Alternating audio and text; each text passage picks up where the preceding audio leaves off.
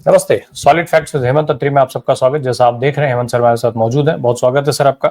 Sir, इस समय राहुल गांधी की बिहार यात्रा को लेकर के खूब हो हल्ला मचा हुआ है, खूब चर्चा चल रही है, बिहार के लोगों को उसका इंतजार हो रहा है। इधर दूसरी तरफ बड़ी खबर यह आ रही है कि अमित शाह साहब के जो हनुमान है अनुराग ठाकुर साहब, उन्होंने कुछ ऐसी जो है वो ऐसे पेच फंसा दिया है जो राहुल गांधी के लिए बूस्टर डोज की तरीके से काम कर रहा है, एक संजीवनी की तरीके से काम कर रहा है।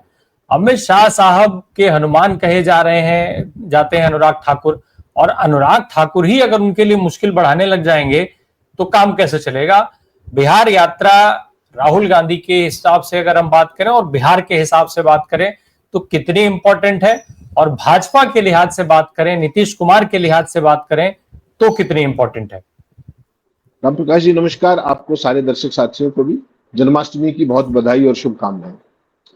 देखिए, जो कुछ ये हुआ है, जो खासतौर पे अनुराग ठाकुर ने जो कुछ किया है, इसको आप एक ही सेंटेंस में कह सकते हैं, कंक्लूड करना हो तो, कि विनाश काले विपरीत बुद्धि। राहुल गांधी ने जो वोट चोरी का मामला उठाया था वो एक बहुत ही छोटे स्केल पे था और वो रिसर्च के बेस पे था। 6 महीने की मेहनत थी और कर्नाटक की बेंगलुरु सेंट्रल जो लोकसभा सीट है उसकी केवल एक असेंबली कंस्टिट्यूंसी थी, उसका नाम है महादेवपुर। उसमें जो राहुल गांधी कर पाए सारा डेटा एनालिसिस, उसमें 1,250 वोटों में गड़बड़ थी। उसको काउंटर करने आए अपने क्या नाम है अनुराग ठाकुर साहब। बिल्कुल ठीक कहा आप, अनुमान किसके। उन्होंने वो गए थे हरिभजन को और ओटन लगे कपास।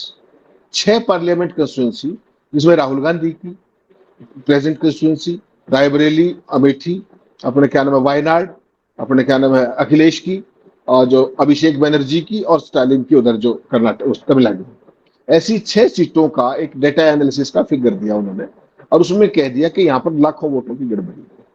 तो राम प्रकाश जी, सवाल तो ये है कि आज सरकार केंद्र में किसकी 11 साल से, चुनाव आयुक्त किसके हैं 11.25 साल से, और उन जो मतदाता सूचियां हैं उनको ठीक रखने का काम किसका है। वो सारा कांग्रेस को घेरने के चक्कर में, विपक्ष को घेरने के चक्कर में, इंडिया अलायंस को घेरने के चक्कर में उन्होंने वो उड़ता तीर खुद ही पकड़ लिया। और आज पूरी भारतीय जनता पार्टी को ये समझ में नहीं आ रहा, इवन चुनाव आयोग को भी समझ में नहीं आ रहा कि इससे बाहर कैसे निकले। और उसने राहुल गांधी को एक ऐसा वो दे दिया है हथियार कि उसके बाद अब वो थमने वाले नहीं। जैसे ही अनुराग ठाकुर ने ये सब किया, आप एक अंतर देखिएगा। जैसे ही राहुल ने किया, उनको 2 नोटिस आए, एक कर्नाटका सीओ से और दूसरा हरियाणा सीओ से। क्या आप बताइए, आप एफिडेविट दीजिए। उन्होंने केवल एक असेंबली कंस्टिट्यूंसी का जिक्र किया। अनुराग ठाकुर ने 6 पार्लियामेंट, और उनको अगर ब्रेक करेंगे आप तो 35 असेंबली में फैक्ट्स और फिगर्स के साथ वो सारे का सारा एम्युनिशन दे दिया विपक्ष को। अब सवाल ये है कि उनको तो एक असेंबली में 6 महीने लगे और इनको 6 पार्लियामेंट को एनालाइज करने में चंद घंटे लगे। तो इसका मतलब बड़ा साफ था कि इनके पास मशीन रीडेबल वो वोटर लिस्ट थी और पलक झपकते उन्होंने कर दिया। अब राहुल गांधी को उससे हथियार क्या हाथ लगा कि वो एक असेंबली की कह रहे थे, उनके पास 35 का डेटा आ गया। अच्छा, राहुल वाले को तो आप झूठ बता सकते हो, समस्या क्या है कि अनुराग वाले, ठाकुर वाले को ना तो इलेक्शन कमीशन झूठ बता सकता और ना बीजेपी झूठ बता सकती। यानी कि विपक्ष और पक्ष इस मामले पर एक ही पक्ष में खड़े हो गए हैं कि वोटर लिस्टों में गड़बड़ है। तो राहुल गांधी को और कुछ स्टेब्लिश करने की जरूरत है क्या? इसी थीम को लेकर के वो कल मैदान में उतरने जा रहे हैं सुबह, तेजस्वी यादव साथ। और एक बेसिक अंतर देखिएगा राम प्रकाश जी, जो आपने अभी पिछले रिसेंट समय में नहीं देखा होगा। मोदी जी जब भी किसी स्टेट में प्रचार के लिए जाते हैं तो वहां की जो कैंपेन मटेरियल से लेकर के हर चीज, पोस्टर, बैनर, होर्डिंग्स, व्हाटएवर, हर जगह केवल मोदी होते हैं। उनके अपनी पार्टी के सीएम, अपनी पार्टी के लीडर और अलायंस पार्टनर्स भी नहीं होते। और राहुल गांधी का जो भी बिल्डअप है सोशल मीडिया से लेकर के जितने भी वीडियोज और वो देखा आपने, हर जगह यू विल फाइंड के तेजस्वी हाथों में हाथ लेकर के हर फ्रेम के अंदर साथ, हर मिनट में नहीं, हर फ्रेम के अंदर साथ। और वो वीडियोस कहां से शुरू होती है? लालू और राहुल गांधी की जो बॉन होमी है, जो उनके आपस के संबंध है, उसके बाद अपने क्या नाम तेजस्वी के साथ और पूरे लालू परिवार के साथ। और अब हालत ये हो गई है कि बीजेपी कंप्लीट बैकफुट पे है, उसका सारा पोमेरियन मीडिया बैकफुट पे है। तो अब उनके पास और कुछ नहीं आया तो उन्होंने क्या शुरू कर दिया है कल से, अगर आपने ऑब्जर्व किया हो तमाम जो आपके ए के चैनल्स हैं, कि गठबंधन के अंदर, महागठबंधन के अंदर फूट है मुख्यमंत्री के पद को लेकर। और राहुल को कुछ कहने की जरूरत नहीं ना तेजस्वी को। वो जो कैंपेन मटेरियल जारी कर रहे हैं कल से, वो आपने देखा होगा हर फ्रेम के अंदर तेजस्वी और राहुल हाथों में हाथ डाल करके जनता से इंटरेक्ट कर रहे हैं। तो ये जो अपने क्या नाम अमित शाह जी के जो अनुमान थे, इन्होंने ऐसे संकट में डाल दिया कि अब उन्होंने जो कुछ किया है, चुनाव आयोग ने अभी तक उनके बारे में कोई टिप्पणी की है सोर्सेज के द्वारा ना, उन पे तो कर रहे थे, ना कोई टिप्पणी हुई, ना उनको कोई नोटिस आया। नहीं तो इनको तो 5 स्टेट से नोटिस बनता था, वेस्ट बंगाल से लेकर तमिलनाडु से लेकर केरला से लेकर के यूपी तक, हर जगह बनता नोटिस। वो नोटिस नहीं आया। तो भारतीय जनता पार्टी ने ये जो सेल्फ गोल किया है, ये राहुल गांधी के लिए एक ऐसा, जिसको आपने बिल्कुल सही शब्द कहा, संजीवनी मिली है और अनएक्सपेक्टेड क्वार्टर से मिली। जो सत्ता पक्ष हर बात पे उनको पानी पी पी कर कोसता है, कुतर्कों के साथ घेरता है, उसी ने उनको ऐसा वो दे दिया हथियार कि जो उनका परमाणु बम जिसको कह रहे थे, वो हाइड्रोजन और न्यूट्रॉन बम बन गया। आज बीजेपी को समझ में नहीं आ रहा कि इस चक्रव्यूह से बाहर कैसे निकले। जो ट्रैप के अंदर बीजेपी चल के गई थी, उससे निकलने का रास्ता नहीं मिला। हम इस प्रकरण पे आ जाते हैं, जरा 1 मिनट के लिए उसको स्टॉप कर देते हैं। आपने कहा कि मोदी का चेहरा अकेले रखा जाता है, राहुल तेजस्वी को साथ में रख रहे हैं। वो तो दावा करते हैं, भाजपा तो सीना ठोक के कहती है कि हम मोदी जी के चेहरे पर चुनाव लड़ते हैं, इसलिए मोदी जी के चेहरे को अकेला रखेंगे, हमें किसी की जरूरत ही नहीं है, हम किसी को क्यों आगे करें। और ये बात मोदी जी सदन में कह चुके हैं कि एक अकेला सब पर भारी। तो और उसके सापेक्ष वो राहुल को कहते हैं कि भाई राहुल का अपना कोई जनाधार नहीं, इसलिए इनको किसी न किसी सपोर्ट की जरूरत है।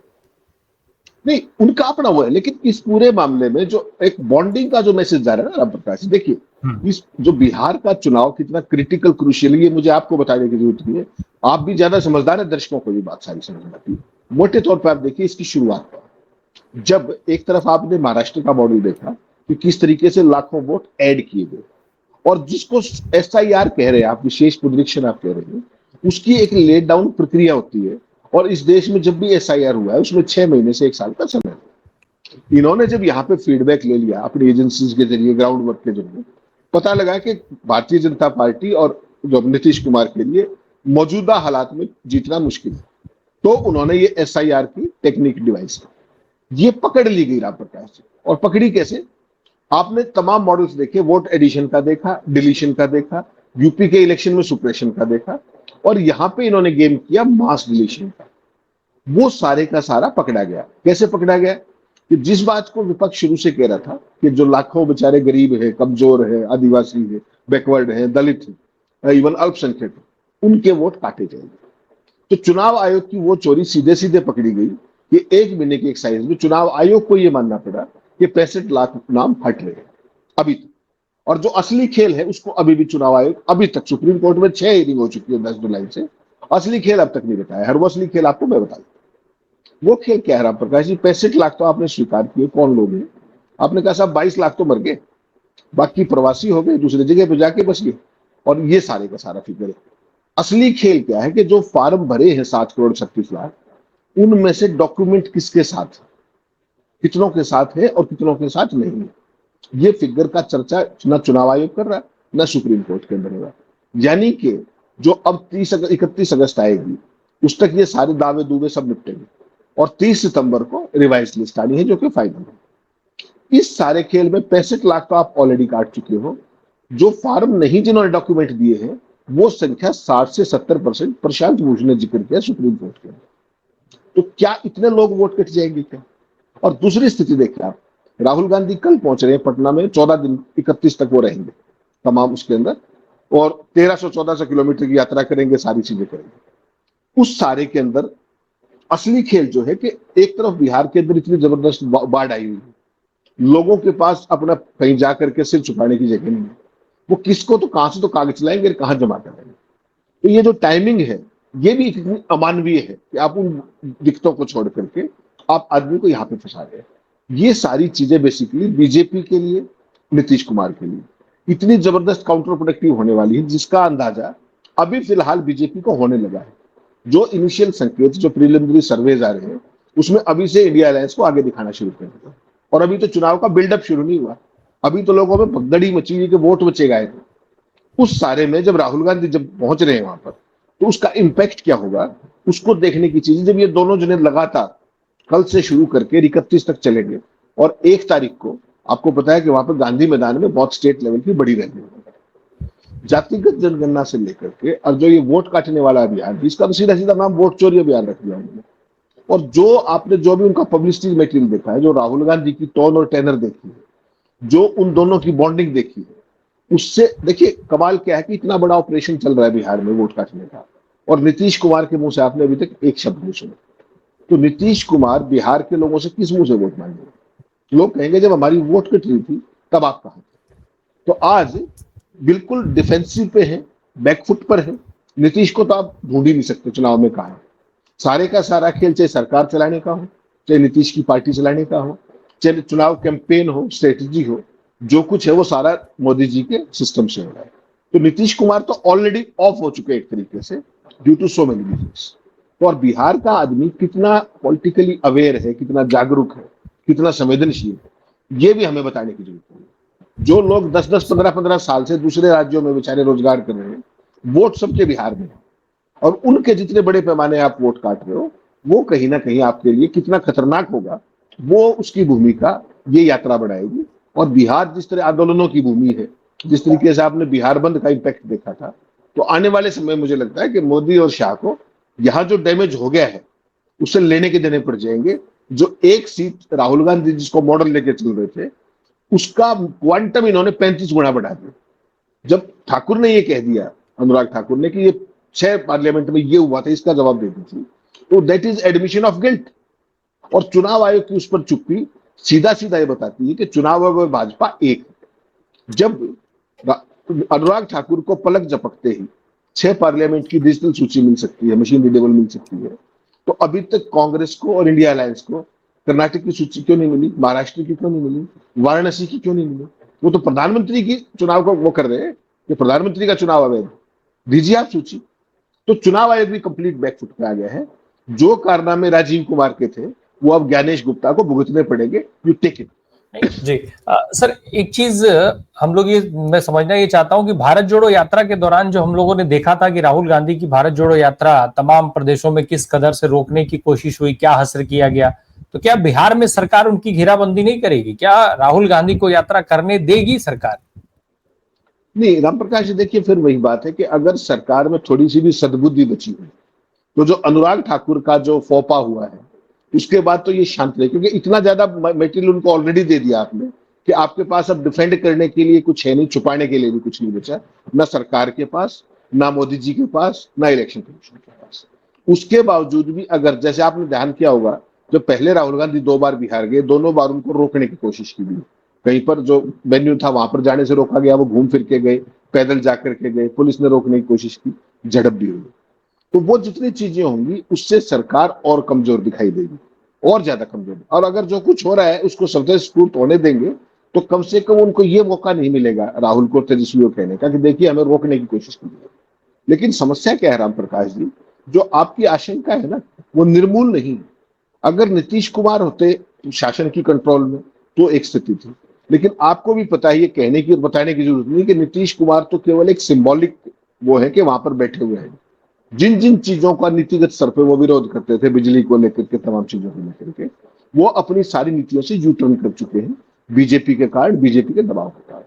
और अब तो बिहार में ये बात साफ है कि उनकी पार्टी को भी कौन चला रहा है, उनकी सरकार को भी कौन चला रहा है। ऐसे में जो ये यात्रा है, बेसिकली देखिए कल से शुरू होगी, 31 तक के बीच में 3 दिन का ब्रेक है। 1300 किलोमीटर के आसपास इसको मूव करना है, और हाइब्रिड टाइप की है, थोड़ी देर पैदल थोड़ी देर गाड़ी में, उस टाइप से है। 23 जिलों में इसको जाना है, 50 विधान, ऑलमोस्ट बिहार की सारी पेरिफेरी, इंटरनल पेरिफेरी को ये ऑलमोस्ट टच करने वाली है। ऐसा रूट बनाया गया, रूट दिखा दीजिएगा दर्शकों। अगर उसमें कहीं भी रोकने की कोशिश की गई, तो देखिए लॉ एंड ऑर्डर की सिचुएशन तो एक है, उसके अलावा जो लाउड एंड क्लियर मैसेज होता है ना पॉलिटिकल, कि क्यों रोका जा रहा है, क्या वो कार्यक्रम अघोषित है, क्या वो टूर नोटिफाइड नहीं है, क्या वो कोई अवैध और गैर कानूनी काम कर रहे हैं, या एक विपक्ष के नेता के नाते अपना कैंपेनिंग कर रहे हैं लोगों के साथ, जो उनका अधिकार है। ऐसे में अगर उनको कहीं भी रोकने की या डिस्टर्ब करने की कोशिश की जाती है, तो और ज्यादा काउंटर प्रोडक्टिव होगा। नीतीश कुमार होते तो एक स्थिति है, उनको थोड़ा बहुत आप प्रेडिक्ट कर सकते हैं कि भाई वो करेंगे नहीं करेंगे एडमिनिस्ट्रेटिवली। लेकिन जिन ताकतों का कंट्रोल है उनके ऊपर, और जिन सरकार का कंट्रोल है, वो किसी भी हद तक जा सकती है, उसका आपको अंदाजा भी नहीं हो सकता। जो अनुराग ठाकुर ने किया है, आप सोच सकते थे कि बीजेपी कभी ऐसा काम भी कर सकती है कि राहुल गांधी की बात को ही 35 गुना एम्पलीफाई कर दिया। नहीं तो ये बीजेपी तो आपको पता है। और दूसरा ये है कि तमाम कोशिशों के बावजूद ना तो पमेरियन मीडिया उस बात को डिफेंड कर पा रहा, ना सूत्र कर पा रहे चुनाव आयोग की तो सिट्टी पिट्टी गुम है। उस दिन के बाद जो राहुल गांधी को घेरने की कोशिश थी सोर्सेज से, वो भी बंद होगी चुनाव आयोग की। स्वाभाविक है, सीधा सवाल आएगा कि भाई हमने तो एक कंस्टिट्यूंसी की, तुम तो 35 वाले कुछ नहीं कह रहे, वो चीज स्टेब्लिश होगी। तो हर चीज इस मामले में क्या है, सिर मुड़ाते ही ओले पड़े। जैसे अनुराग ठाकुर ने मुंह खोला, राहुल गांधी की एक एक बात स्टेब्लिश होगी। आए तो वो क्या कर रहे थे कि राहुल गांधी को काउंटर करने आए थे कि तुम्हारी कंस्टिट्यूंसी में यही है, लेकिन वो ये भूल गए कि राहुल गांधी की कंस्टिट्यूंसी हो, अखिलेश की हो, डिम्पल की हो, स्टालिन की हो, प्रियंका की हो, वो वोटर लिस्ट नहीं बनाते हैं, वोटर लिस्ट चुनाव आयोग बनाते हैं।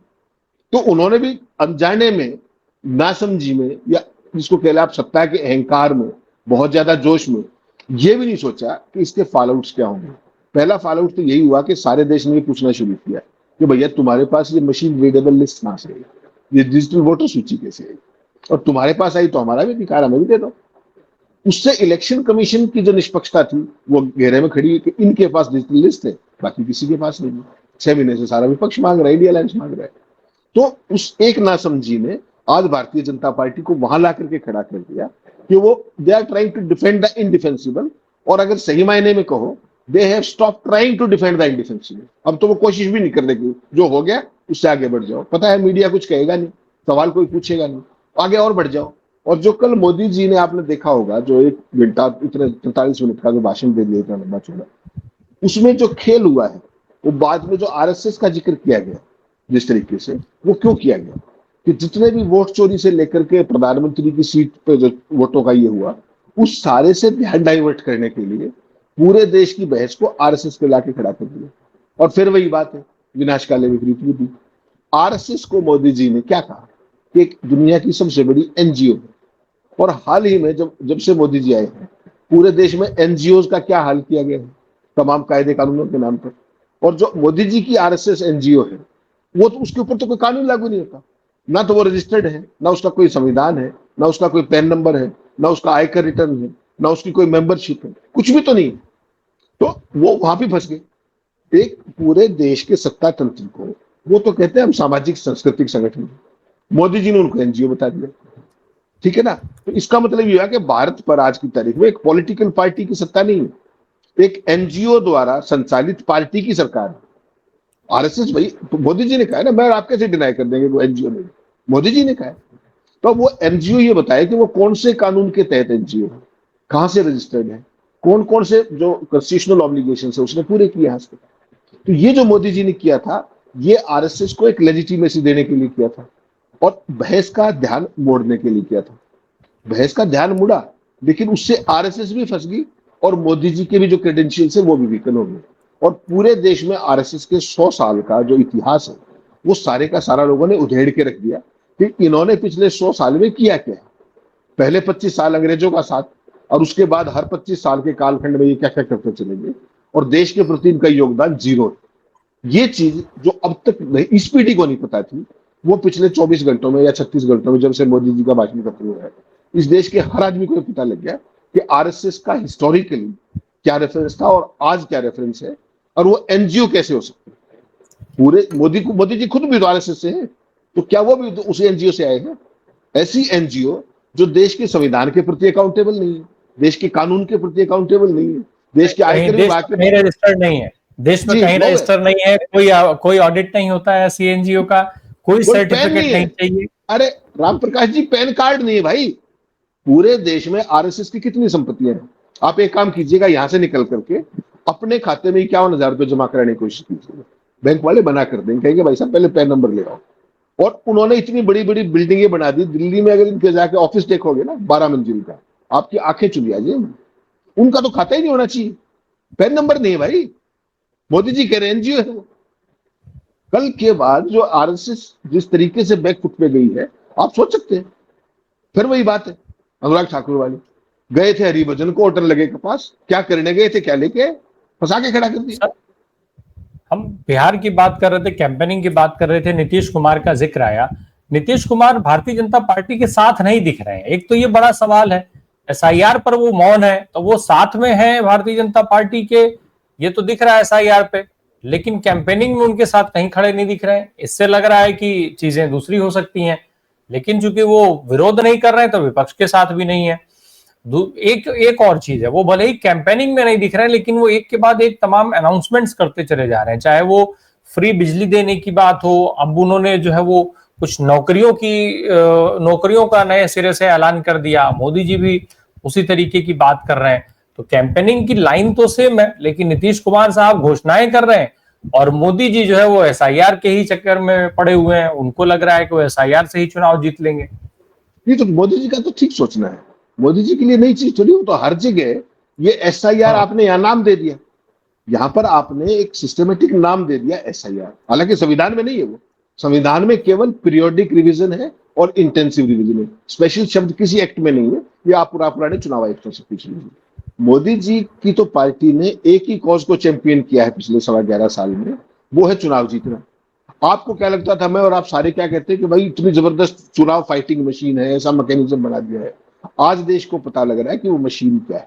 मैं हमेशा कहता था आपको ईवीएम पे बाद में जाइएगा, ये खेल सारा डेटा मैनिपुलेशन का है, और वो डेटा मैनिपुलेशन आज ओपन एंड शट केस है पूरे देश के सामने। किसी स्टेट में चले जाइए आप, महाराष्ट्र से लेके कर्नाटक से लेके MP, Rajasthan, Chhattisgarh, Haryana, anywhere you go. तो अब मोदी जी ने तो उसको चैंपियन कर रखा है, लेकिन वो ये भूल गए कि ये बिहार है। जब आप 65 लाख वोट काट दोगे एक झटके के अंदर, सुप्रीम कोर्ट कहता है कि आप ये नाम दे दो, आके क्या कहता है सुप्रीम कोर्ट में वकील कि हम ये देने को बाध्य नहीं। उसके बाद झड़क पड़ती है, 14 तारीख को फिर आदेश दिया जाता है। अब भी क्लियर नहीं है देंगे नहीं देंगे, किस रूप में देंगे, उसका रिवीजन कैसे होगा, लोग उसको चैलेंज कैसे करेंगे, उसका एड्रेसल कैसे होगा, रिड्रेसल कैसे होगा। तो मोदी जी ने तो बड़ा खेल कर रखा है, मोदी जी का सिस्टम परफेक्ट है इस मामले में। मैं आपको पहले दिन से एक बात कह रहा हूँ राम प्रकाश जी, इसको ध्यान में रखिए, ये एसआईआर वगैरह कुछ नहीं है, ये एक स्मोक स्क्रीन है, ये कंफ्यूजन फैलाने की कोशिश है। सारा खेल बिहार में ये पन्ना प्रमुखों के जरिए कर चुके हैं, उसको एक वैधानिक नाम देने के लिए कल को राम प्रकाश और हेमंत अत्री जाए कि हमारी वोट कटी, तो कह दिया भाई साहब आपने तो फार्म ही नहीं भरा, आप किससे पूछने जाएंगे फॉर्म भरा था कि नहीं भरा था, कहां दिखाएंगे, कौन दिखाएगा, कौन सा बीएलओ। बीएलओ बैठ के अजीत अंजुम जी ने क्या दिखाया, खुद साइन कर रहे हैं हर जगह बैठ बैठ के, डॉक्यूमेंट अटैच हो रहे हैं नहीं हो रहे, किसने बताया, किसने पूछा, कोर्ट तक में बात चलेगी, सब कुछ हो गया। तो मोदी जी की जो वेल्ड ऑयल्ड मशीनरी है, पूरा प्रशासन सारा खेल वो जमा जमाया है। बिहार में इनकी चोरी पकड़ी गई, समय रहते वो मुट्ठी खुल गई। अब इसको करेंगे तो फंसेंगे, नहीं करेंगे तो फंसेंगे। और राहुल और तेजस्वी जिस तरीके से मैदान में जा रहे हैं, जिस पिच पे जा रहे हैं, जिस फ्रीक्वेंसी पे जा रहे हैं, जिस तैयारी के साथ जा रहे हैं, उससे भारतीय जनता पार्टी पहले डरी हुई थी। वही से ही कसर जो अमित शाह के अनुमान थे, उन्होंने वो एडमिट करके कर दिया कि 6 सीटों के अंदर खेल हुआ पार्लियामेंट की, उससे सारा किया डराया और एक्सपोज हो गया बीजेपी का भी और चुनाव आयोग का भी। इतनी सी कहानी। मुझे तो लगता है कि शायद चुनाव आयोग की चुप्पी जो है उसने सबसे ज्यादा मुश्किल बढ़ाई भारतीय जनता पार्टी की, और इसके लिए जी बिल्कुल सही कह रहे हैं आप, उसी ने बढ़ाई, और ऊपर से फिर बीजेपी का बड़बोलापन, उसने फिर आग में घी का काम कर दिया। कुल मिला के इतना सा खेल है। चुनाव आयोग सूत्रों के द्वारा प्लांट करता रहा, बीजेपी उसका आनंद लेती रही, बीजेपी चुनाव आयोग को डिफेंड करती रही। भाई बीजेपी को चुनाव आयोग को क्यों डिफेंड करना चाहिए, चुनाव आयोग खुद कर लेगा अपना। तो दोनों एक दूसरे के एलाई पार्टनर घोषित हो गए, और वही चीज कांग्रेस को चाहिए थी, वहीं से सारा कैंपेन बिल्ड हो जाएगा बिहार के अंदर। ये स्थिति है। बिल्कुल सबसे आसान रास्ता था कि ज्ञानेश कुमार साहब को मीडिया के सामने आना चाहिए था, राहुल गांधी के प्रेस कॉन्फ्रेंस पर उनको रिएक्शन देना चाहिए था और सीधे तौर पे ये कहना चाहिए था कि देश के नेता प्रतिपक्ष ने इतना बड़ा आरोप लगाया है, इतने सारे सवाल उठाए हैं, ये एक तरीका उन्होंने बताया कि कैसे कैसे वोटों की चोरी हुई। चुनाव आयोग इस पर जो है विस्तृत गहन जांच कराएगा। एसआईआर का जितनी गहन पुनरीक्षण हो रहा है उससे भी ज्यादा गहन जांच कराएगा चुनाव आयोग, और देश के सामने उसका रिजल्ट लाएगा। मुझे लगता है जिस दिन ज्ञानेश कुमार ने अगर इतनी बात कह दी होती तो आज ये जो पूरे सवाल थे सारे सवाल खत्म हो जाते। जो माइलेज मिला कांग्रेस को और विपक्ष को, इंडिया गठबंधन को, वो माइलेज खत्म हो जाता। भारतीय जनता पार्टी, चुनाव आयोग और केंद्र की सरकार, प्रधानमंत्री नरेंद्र मोदी, किसी के ऊपर चुनाव ये वोट की चोरी का कोई आरोप भी नहीं लगता, और वोट चोर गद्दी छोड़ जैसे नारे मोदी जी के साथ नहीं चिपकाए जाते। सदन में सीना फुला करके बैठ सकते थे मोदी जी, देश की रैलियों में सीना फुला करके जा करके एसआईआर की बात कर सकते थे मोदी जी। आज जो वो मौन है, तो ये एक बड़ा मौका था। मुझे लगता है मोदी जी को ज्ञानेश कुमार साहब से ये सवाल जरूर पूछना चाहिए, अगर जैसा आरोप लगता है 60 गांठ का वैसा कुछ है तो। बहुत बहुत धन्यवाद सर हमसे बात करने के लिए। Thank you so much.